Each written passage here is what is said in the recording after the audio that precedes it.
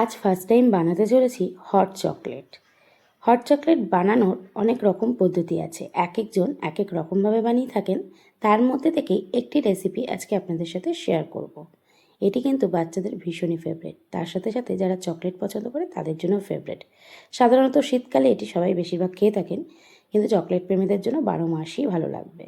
তো আসুন দেখে নিই রেসিপিটি। প্রথমে গ্যাসের ওপর একটি পাত্র বসিয়ে তার মধ্যে 2 গ্লাস দুধ দিয়ে দেবো, কোনো কিন্তু জল মেশানো যাবে না। দিয়ে দিলাম 2টো দারচিনি আর 2 চামচ চিনি। আপনারা যতটা কোয়ান্টিটিতে বানাবেন ঠিক সেভাবে ব্যালেন্স করে মিষ্টি আর দুধটা দেবেন, কোনো রকম জল দেবেন না।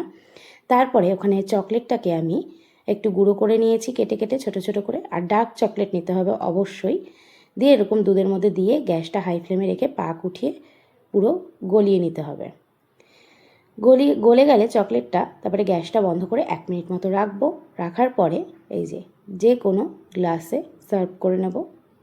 একদম গরমটা দিতে যাবেন না, 1 মিনিট পর ঢালবেন। দিয়ে দিলাম এবার একটু গার্নিশিংয়ের জন্য দিয়ে দিলাম কফি পাউডার।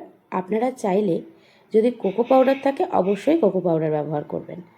দেওয়ার পরে এখান থেকে গার্নিশিংয়ের জন্য আর টেস্টে বাড়ানোর জন্য দিয়ে দিলাম আর একটু ডার্ক চকলেট ওপর দিয়ে। এটাকে আমি গ্রেট করে রেখেছিলাম, এটি মুখে পড়লে ভীষণ ভালো লাগবে। তো কেমন লাগলো এই ডার্ক হট চকলেটের রেসিপি অবশ্যই কিন্তু জানাবেন।